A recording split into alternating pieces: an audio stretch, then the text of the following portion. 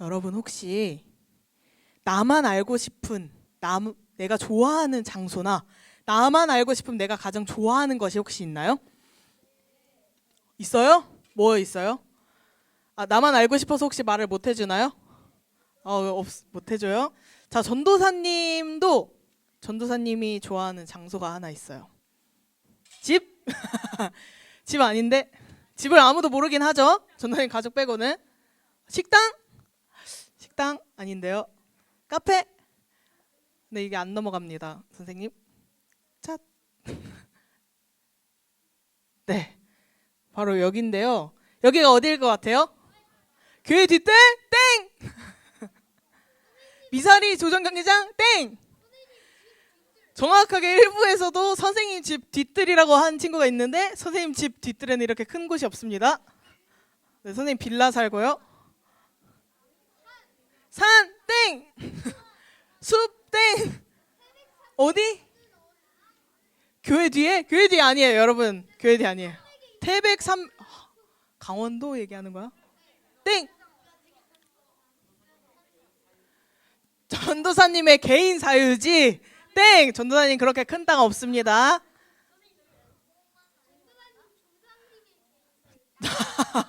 아니에요. 전도사님의 조상의 개인 사유지 다 아닙니다. 올림픽공원? 맞아요, 올림픽공원이에요. 잘 맞추네.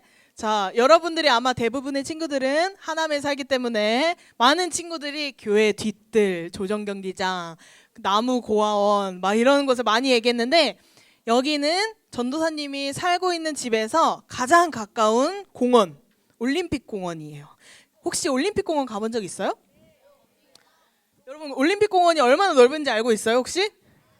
되게 넓어요. 이런 공원 같은 게 한 5, 6개 넘게 이렇게 많이 있어요. 제일 유명한 게 나홀로 나무가 있고요. 장미공원도 있고 코스모스 공원도 있고 정말 많은 공원들이 있어서 사람들이 진짜 많이 찾는 곳이 바로 올림픽공원이에요. 여기를 가면 벚꽃길이 쭉 길게 이어져 있는 길도 있어요. 근데 전도사님이 왜 이렇게 아무런 특징도 없어 보이는 이곳을 가장 좋아하는 곳으로 뽑았을까요? 맞아요. 자, 여기는 어디라고 검색하면 나오냐면 올림픽공원 피크닉장이라고 하면 나오는 곳인데 여기를 전도사님이 좋아하는 이유가 있어요. 사람이 없어요. 사람이 진짜 많이 오지 않아요. 이 사진도 전도사님이 직접 가서 찍은 거거든요. 여기서 보면 사람이 한두 명 보일까 말까 합니다. 여기서 전도사님이 제일 좋아하는 건 돗자리를 깔아놓고 과자랑 커피 사들고 가서 누워있다가 먹다가 하는 걸 정말 좋아합니다. 그래서 이곳은 근데 가장 중요한 게 사람이 없는 게 가장 큰 매력 포인트이기 때문에 아무도 몰랐으면 하는 마음이 가장 크게 들기도 해요. 여러분들도 보면 알겠지만 나무들이 이 가 쪽에만 있고 가운데는 그냥 크게 잔디밭이 있는 곳이에요. 그래서 막 뛰어놀 수도 있고 돗자리 깔아놓고 누워있기에도 아주 좋은 곳이죠. 그런데 아무한테도 말하지 않는 게 전도사님에게도 참 좋은 일일 것 같은데 전도사님은 왜 이런 이야기를 하고 있을까요, 여러분? 네, 여러분 정말 혼자만 누리는 것이 더 좋을까요? 함께 나눴을 때가 더 좋을까요? 어떤 게 더 좋을까요? 자, 그러면 이번에는 다른 상상을 한번 해볼게요. 여러분들이 가장 좋아하는 음식을 하나 떠올리세요. 가장 좋아하는 음식 떠올리세요. 자, 길을 가다가 내가 가장 좋아하는 음식을 파는 가게를 발견했어요. 근데 진짜 세계 최고 맛집이야. 여기만큼 맛있는 곳이 없어요. 그래서 여러분들이 매일이면 매일도 가서 먹을 수 있을 정도로 정말 맛있게 먹었어요. 그리고 여기가 막 유명해지면 줄을 너무 많이 서고 나도 가지 못하니까 아무에게도 알리지 않고 혼자만 열심히 다녔어요. 여러분, 손님이 없는 가게는 어떻게 될까요? 망해요. 자, 나만 알고 싶어서 아무에게도 알리지 않았는데 결국은 문을 닫아버리는 거예요. 나도 갈 수 없게 되었어요. 여러분, 그럴 때 여러분들의 마음은 어때요? 슬퍼요? 나만 잘 누리고 싶어서 그렇게 했는데 오히려 나조차도 누릴 수 없게 되는 거예요. 만약에 내가 몇몇 친구들한테 좀 더 알렸다면, 우리 하남교회 소년부 친구들에게만 좀 더 알려줬었더라면 더 많은 사람들이 함께 그 맛있는 것을 즐겨 먹고 또 그 가게도 좀 더 오랫동안 있을 수 있었을 거예요. 여러분들이 생각하기에는 혼자 누리는 즐거움도 분명히 있어요. 없는 건 아니에요. 그런데 다른 사람들과 함께 나눴을 때는 또 다른 좋은 점을 발견할 수 있어요. 오히려 더 큰 기쁨과 좋은 점을 발견할 수 있어요. 사실 전도사님이 이곳을 좋아하는 이유도 사람이 없어서, 많은 사람들이 찾지 않아서긴 하지만 전도사님은 사랑하는 사람들과 이 조용한 곳에 가서 함께 즐기는 것이 더 좋기 때문에 이곳을 나만 알고 싶은 그런 장소로 꼽았던 거예요.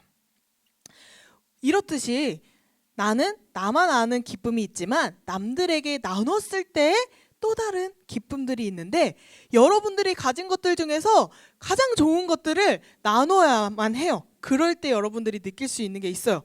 근데 그럼 여러분들이 가진 것 중에 가장 좋은 게 뭐예요? 내가 가진 것 중에 가장 좋은 게 뭐예요? 핸드폰? 핸드폰 나눠줄 수 있어요? 좋은 건 나눠야 더 큰 기쁨이 있다는데요? 가장 좋은 게 뭘까요? 저의 숙제? 그거는 형우가 혼자 하는 게 좋을 것 같아요. 자, 우리가 가진 것 중에 가장 좋은 게 뭘까? 이걸 나눴을 때 더 큰 기쁨이 돌아오는 게 뭘까? 오늘 시편 23장에서 이야기하고 있는데요. 다윗이 하나님께 받은 것 중에 가장 좋은 것에 대해서 찬양하고 있어요. 우리가 함께 다윗의 찬양을 살펴보면서 내가 가진 가장 좋은 것은 무엇인지, 또 이것을 어떻게 나눠서 어떤 기쁨으로 돌아오는지 함께 깨닫는 시간이 되기를 바랍니다. 우리 다윗에 대해서 참 많이 다뤄봤었는데, 여러분, 다윗은 어린 시절 집안에서 어떤 역할을 맡았죠? 맞아요. 집안의 막내로서 양을 치는 목동이었어요. 그래서 다윗은 양을 잘 알고 있었기 때문에 이 양을 돌보던 모습과 어울리게 자신을 양으로 비유하고 하나님을 목자로 비유하며 찬양하고 있어요. 시편 23장 1절 한번 읽어볼 사람? 우리 5학년 몇 반이죠? 3반. 5학년 3반 읽어주세요. 시작. 아멘. 자, 여호와는 나의 목자시니 내게 부족함이 없으리로다. 아멘. 여러분, 혹시 여러분들 부족한 거 있나요? 부족함이 있나요? 뭐가 부족해요? 돈이요? 다들 돈이 별로 없나 봐. 자, 근데 다윗은 여호와가 나의 목자가 되어주시면 나에게 부족함이 전혀 없습니다 라고 고백하고 있어요. 이게 무슨 말이냐? 하나님이 우리의 목자가 되어주신다는 것은 우리의 필요를 채우시고 우리를 바른 길로 인도하신다는 것을 의미해요. 그러면 목자가 과연 어떤 역할을 하길래 우리의 필요를 채우고 우리를 바른 길로 인도하느냐? 그 전에 양의 특징에 대해서 한번 살펴볼게요. 혹시 나는 양에 대해서 잘 알고 있다. 양의 특징. 양. 아니야. 내가 먹었을 때 말고요. 양의 특성. 양은 풀을 먹는다. 또 양만의 특징을 한번 생각해 보세요. 포실? 뭐 만졌을 때 귀여워요? 뒤에. 오! 전도사님이 원하는 대답이 나왔어. 시력이 안 좋아요. 또 양털 색깔이 제각각이에요? 뭐 그럴 수 있죠. 여러분, 하얀 양을 생각하시면 안 돼요. 양은 실제로 봤을 때 조금 꼬질꼬질한 색깔이랍니다. 왜? 다리가 약해요. 맞아요. 다리가 약해서 넘어지면 혼자 일어날 수 없어요. 또 여러분 양의 겉모습을 잘 생각해 보세요. 에? 아, 귀여워요. 아, 여러분 참 여러분들이 귀엽네요. 이 양의 특징. 아, 하나 더 있잖아요. 네. 털이 잘 엉켜요. 맞아요. 어느 정도는 맞다고 해줄게요. 이 털은 정말 잘 자라서 나중에 이거 털을 깎아주지 않으면 여기 양이 한 마리 있네요. 필통 가지고 있어요. 양 필통. 털을 깎아주지 않으면 어떻게 될까요? 이 털에 파묻혀 죽을 수도 있어요. 털의 무게가 어마어마하다고 해요.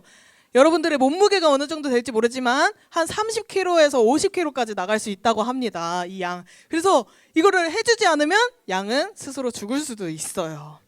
또 한 가지 더 말하자면 양은 고집이 세고 겁이 많아요. 자, 이런 걸 다 종합해서 봤을 때 목자의 보살핌이 없이는 양은 혼자 살아갈 수 없어요. 여러분 혹시 늑대와 양에 대해서 어떤 동화나 이야기를 봤을 때 양의 탈을 쓴 늑대에 대해서 한번 들어본 적 있어요? 양의 무리에 양의 탈을 늑대가 쓰고 들어가서 몰래 숨어 있는다라고 하는데 우리가 보기엔 어때요?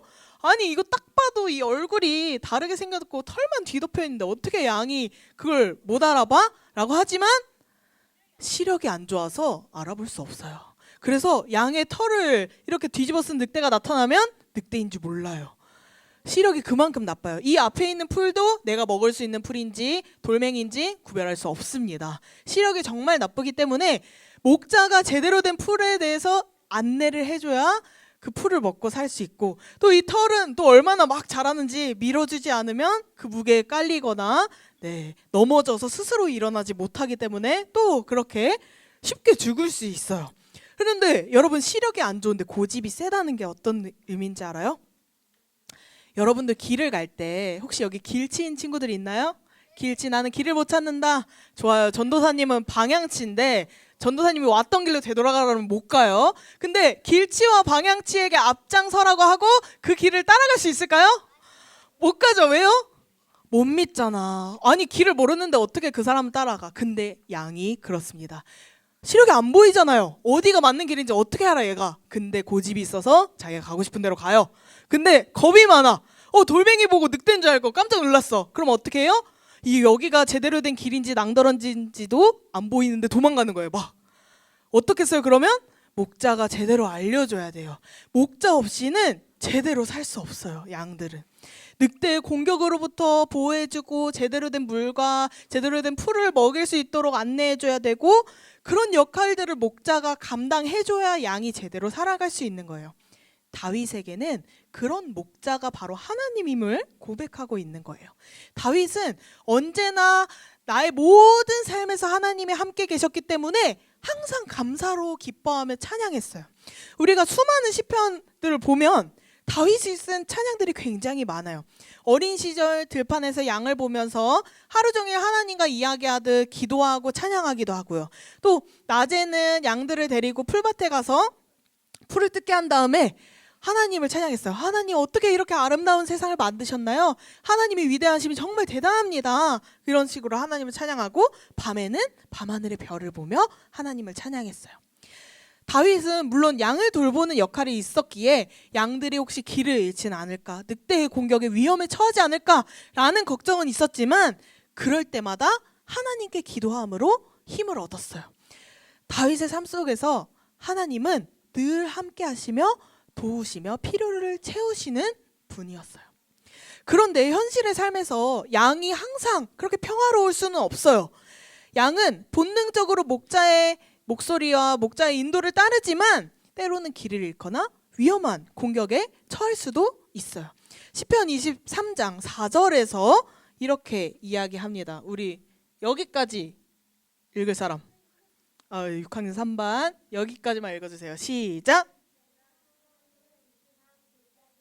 다닐지라도 아멘. 자, 여러분 사망의 음침한 골짜기 좋은 걸까요? 나쁜 걸까요? 좋은 거예요? 나쁜 거예요? 네, 비유하는 거지만 사망의 음침한 골짜기 여기 떨어지면 어떻게 되겠어요? 죽겠죠. 그만큼 어렵고 힘들고 그런 고난의 상황을 이야기하는 거예요. 성경은 우리 삶도 이와 같다고 말해요. 우리는 때로 세상에서 어려움과 고난, 이렇게 사망의 음침한 골짜기처럼 어두운 그런 상황들을 경험하게 됩니다. 우리가 이런 상황들을 아직 겪지 않더라도 다윗의 삶을 통해서 한번 엿볼 수 있어요. 다윗은 하나님께서 사무엘 선지자를 통해 기름을 부으시면서 왕으로 세우셨어요. 그런데 다윗이 왕이 되기까지 쉬웠을까요? 어려웠을까요? 어려웠어요. 정말 어렵게 왕이 되었어요. 힘들고 어려운 일들이 많았어요. 일단 다윗이 유명해지게 된 계기가 있죠. 어떤 거예요? 다윗과 골리앗. 딱 여러분들과 비슷한 나이 혹은 더 어렸을지도 몰라요. 이 나이 때 다윗은 엄청 커다란 거인 골리앗이 하나님을 모욕한다는 이유로 물맷돌 들고 나가서 이겼어요. 하나님의 이름으로. 그렇게 되니까 유명해져요, 안 유명해져요? 좀 유명해지는 거예요. 그래서 모든 전쟁마다 다윗이 나가게 되고 점점 성장하면서 모든 전쟁에서 이기게 되니까 사람들의 환호와 사람들의 인기를 얻기 시작한 거예요. 사람들이 이렇게 이야기했어요. 사울이 천천히면 다윗은 만만이로다. 이거는 숫자를 의미하는 거예요. 숫자. 어떤 게 더 큰 숫자예요, 여러분? 많이 더 크잖아요. 사울과 다윗을 비교하기 시작했어요. 사람들이. 다윗이 훨씬 더 뛰어나고 다윗이 훨씬 더 위대하다라고 말하며 엄청난 인기를 끌게 돼요. 근데 여러분, 왕은 누구예요? 아직? 사울이죠. 왕의 마음이 어땠을까요? 네, 사울의 질투가 하늘을 찌를 듯 커져갔죠. 그래서 결국 다윗을 죽이려는 마음까지 품어요. 그래서 다윗은 정말 오랜 기간 동안 이 사울 왕을 피해서 도망 다녀야 했어요. 다른 나라에 가기도 하고 동굴에 숨어 살기도 할 정도예요. 그런데 이럴 때마다 다윗은 무엇을 했을까요? 하나님께서 함께 하심을 고백하며 기도했어요. 이 뒷부분 구절을 우리 다 같이 한번 읽어볼까요? 여기 해를 두려워하지부터 시작. 해를 두려워하지 않을 것은 주께서 나와 함께 하심이라. 아멘. 어려움은 계속되고 그 와중에 사울을 죽일 수 있는 기회까지도 찾아와요. 사울 왕이 무방비한 상태로 다윗 앞에 등을 보였어요. 여러분, 적군 앞에서 아무런 뭐라 그러죠? 무장 없이 등을 보인다는 게 무슨 의미예요? 그냥 바로 어떻게든 죽일 수 있다는 위치예요. 정말 무방비한 상태를 의미하죠. 근데 그런 상황에서 다윗이 어떤 거를 선택해요? 죽였나요? 아니요. 죽일 수 있는 상황임에도 불구하고 다윗은 하나님께 그 상황을 맡겼어요. 여전히 함께 하시고 지키실 하나님이 계시기 때문에 하나님께 맡기고 사울을 해치지 않아요. 하나님은 그런 다윗의 믿음을 보시고 다윗이 계속 죽지 않도록 지켜주셨고 힘들고 어려울 때마다 다윗을 보살펴 주셨어요. 그래서 다윗은 하나님이 함께 하심을 믿었기 때문에 도망치는 와중에도 정말 평안하게 잠들었다고 해요. 동굴 속에서. 도망치는 사람이 누가 이렇게 대자로 뻗어서 자요. 다윗이 그랬단 말이에요. 왜? 하나님의 함께 하심을 믿었기 때문에.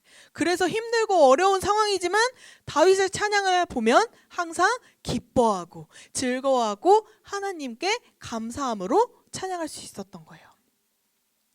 여러분, 우리가 이런 다윗의 이야기를 배우는 건요, 하나님이 단순히 양을 돌보는 목자의 역할을 넘어서 우리를 보호하시고 인도하신다는 것을 알려주기 위해서예요.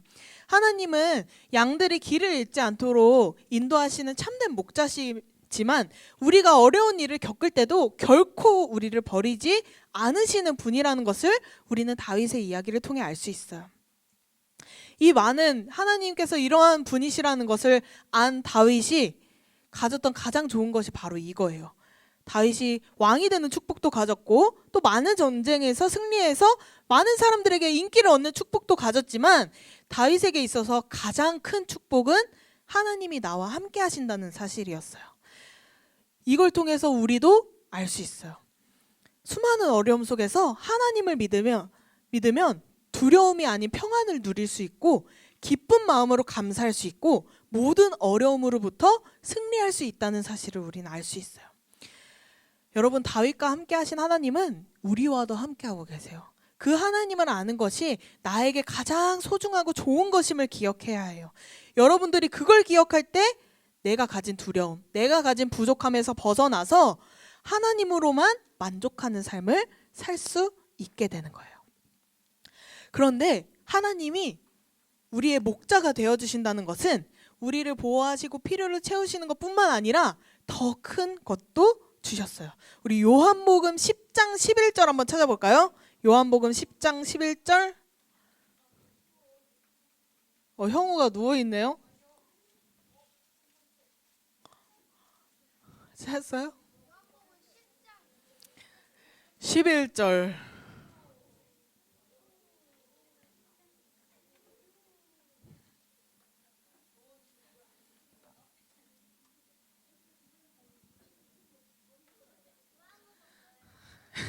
(10장 11절인데) 우리 6학년 4반이 다 같이 읽어줄게요. 시작.